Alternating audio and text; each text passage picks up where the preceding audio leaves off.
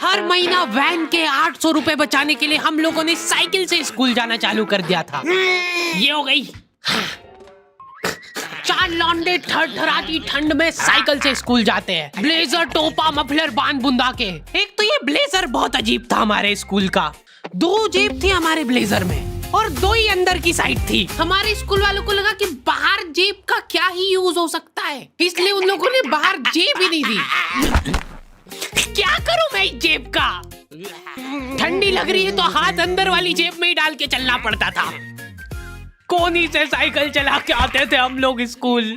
सबको ऐसा लगता था कि हम लोग अपाहिज हैं। और फिर एकदम से हम लोग हाथ बाहर निकाल लेते थे।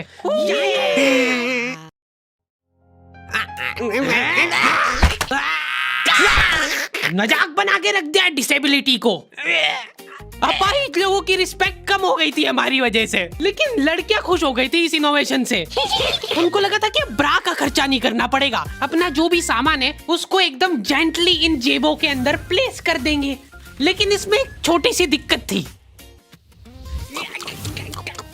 स्कूल वालों ने लड़कियों के ब्लेजर में एक ही जेब रखी थी। तुम लोग नहीं समझोगे कितना मुश्किल होता है एक ही जेब में इतना सारा सामान घुसाना। हर रोज लेट होते थे हम लोग स्कूल, क्योंकि मेरी साइकिल की चेन ढीली थी। थोड़ी सी भी स्पीड बढ़ाते थे तो वो चेन उतर जाती थी। लेकिन पापा ने मेरे को प्रॉपर ट्रेनिंग दे रखी थी चेन चढ़ाने की। एक जना ऐसे खींचेगा टायर, उतने में अपने को पानी से फटाफट कस देना है। ये हो गई टाइट।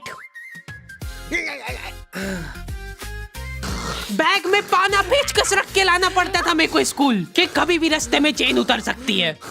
इमेजिन करो एक बार कि तुम चुपचाप वैन में बैठ के जा रहे हो, बीच सड़क में 4 लौंडे साइकिल पलटा के ये फटाफट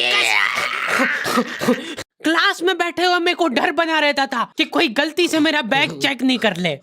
तो आज हम लोग पढ़ेंगे टेंस। सबसे घटिया, वाहियात, नीच टॉपिक लगता था मेरे को टेंस। पास्ट, प्रेजेंट और फ्यूचर तक बात ठीक थी। प्रेजेंट कंटिन्यूअस टेंस क्या होता है? सिंपल पास्ट, पास्ट कंटिन्यूअस, मतलब वो बीत चुका है पर चल भी रहा है। क्या है ये? कितना भी समझ लो इस टॉपिक को, एग्जाम में जाके तुमको अंदाजे से ही सेंटेंस चूज करना पड़ेंगे कि ये सुनने में अच्छा लग रहा है तो यही होगा सही। एग्जाम में इन्विजिलेटर हमको क्वेश्चन पेपर पे कुछ नहीं लिखने देता था। इनको ऐसा लगता था कि हम लोग क्वेश्चन पेपर पे आंसर लिख लिख के चीटिंग करेंगे। लेकिन हमारी क्लास के बच्चे एडवांस हो गए थे, ये पूरी की पूरी आंसर शीट एक्सचेंज कर लेते थे कि तू लिख के दे, को आता है तो। बोर्ड एग्जाम थी यार हमारी, और हमारे स्कूल वाले बोर्ड एग्जाम को बहुत सीरियसली लेते थे। अलकायदा टाइप ट्रेनिंग मिली थी हम लोगों को। एग्जाम देते हुए कहीं से भी बॉम्ब गिर सकता है, लेकिन तुम्हारे हाथ नहीं रुकना चाहिए, चाहे तुमको क्वेश्चन आता हो या ना, कुछ न कुछ लिख के ही आना है। हमारा एक ही मकसद होना चाहिए, आंसर शीट भरना। नहीं आए तो अभी कुछ भी लिख के आ जाओ। मेरे को ये नहीं समझ आता कि मैं कुछ भी कैसे लिख के आ जाऊं, मेरे को आता ही नहीं है। क्या लिखूं मैं? एक तो हमको इतना डरा धमका के भेजा गया था ना सेंटर पे, मैं नर्वसनेस में जाके अपना नाम भूल गया वहां पे। इन्विजिलेटर ने नाम पूछा, मैं सोच रहा हूँ क्या हो सकता है। बेटा नाम तुम्हारा। 2 मिनट। हाँ हेलो मम्मी, मेरा नाम क्या है? बोर्ड एग्जाम के नाम पे इतना डरा दिया था ना स्कूल वालों ने हमको, अच्छों का मुंह निकल जाता है टट्टी के साथ मिक्स होके। तुम लोगों का एक सेंटर आएगा जिसके चारों तरफ सैनिक तैनात रहेंगे। बिना एडमिट कार्ड के वहाँ पे आसपास भी भटकते हुए मत दिख जाना, जिंदा जला देंगे वो लोग। और अगर चीटिंग करते हुए पकड़ा गए तो ना तो तुम हमको जानते हो ना हम तुमको जानते हैं। हम लोग एग्जाम वाले दिन सेंटर पहुंचे तो बच्चों से ज्यादा सिक्योरिटी थी वहाँ पे। आज तक इतनी सिक्योरिटी मैंने एयरपोर्ट पे भी नहीं देखी थी। आर्मी वगैरह खड़ी थी वहाँ पे टैंक लेके। वो सिक्योरिटी वाले एक एक रबड़ का रैपर निकाल के देख रहे थे कि उसके पीछे तो नहीं लिख के लाया कुछ। क्या लिख लूंगा मैं इतनी सी जगह में? लिख भी लिया तो मेरे को ही समझ नहीं आएगा कि क्या लिखा है। कुछ चीजों का मेरे को लॉजिक ही समझ नहीं आया था कि तुम नंबर वाली घड़ी पहन के नहीं जा सकते हो, पहनना है तो कांटे वाली पहनो। उनको शायद शक हो गया था कि ये सारे लोग एक साथ कोऑर्डिनेशन करके बम नहीं फोड़ दे। उधर एक बच्चे की घड़ी का अलार्म बज गया और वो बजता भी बॉम्ब के टाइमर जैसा है। अलकायदा जिंदाबाद। जिस पाउच में तुम सामान ला रहे हो वो भी ट्रांसपेरेंट होना चाहिए। मेरे बैग में से इनको पाने पेचकस मिले थे, क्या जवाब दूं मैं इसका कि क्या यूज में आते हैं ये? उनको वहाँ पे डेमो करके बताना पड़ा कि ये यूज में आता है ये सब आइटम।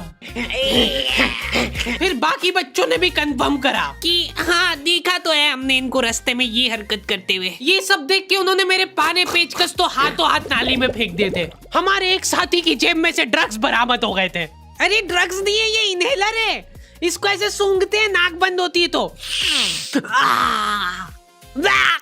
नाक खोलने के बाद भी अगर तुम इनहेलर को पूरी ताकत से सूंघते हो, आंखें दिमाग में ठंडक हो जाएगी तुम्हारे। वो बच्चे नहीं होते जो पूरा साल टाइम पास करते और एग्जाम के एक दिन पहले पढ़ के एग्जाम देने आ जाते हैं। वो बनने की मैं कोशिश ही कर पाया था सिर्फ। मैंने सोचा था आखिरी रात मेरी है, रात भर मैं पूरा सिलेबस चाट जाऊंगा, पर मैं एग्जाम के एक दिन पहले ही बीमार पड़ गया। सर्दी हो गई मेरे को, तो मैंने सोचा ठीक है अभी थोड़ा रेस्ट करते, सुबह उठ के पढ़ाई करेंगे। नाक बंद हो गई भाई, नींद ही नहीं आ रही है। फिर पापा आके मेरे को ट्रिक बताते हैं कि अगर राइट वाली नाक बंद हो रही है ना तो लेफ्ट साइड करवट करके सो जा, फिर गहरी सांस ले, तो ये जो है ना राइट वाली खुल जाएगी और लेफ्ट वाली बंद हो जाएगी। फिर लेफ्ट वाली अगर खोलना है तो राइट साइड करवट करके सो जा। पूरी रात करवटें बदलता रह गया मैं।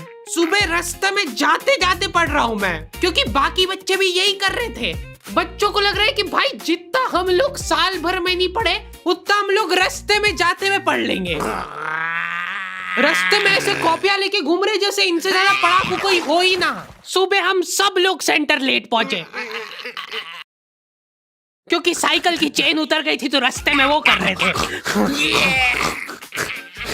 और क्वेश्चन पेपर भी लेट हो गया था उस दिन। क्वेश्चन पेपर Z+ सिक्योरिटी के साथ आता था। 10 बॉडीगार्ड लेके आते थे एक जरा सा पार्सल।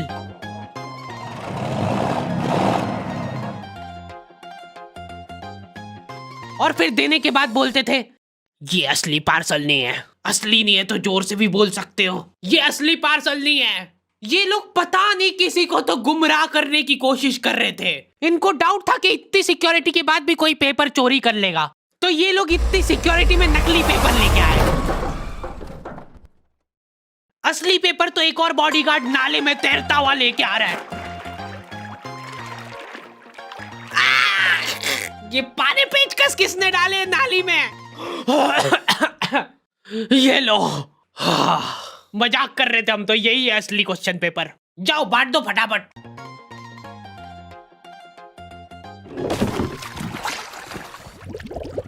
ये अपना आपस में एक दूसरे को गुमराह कर रहे थे।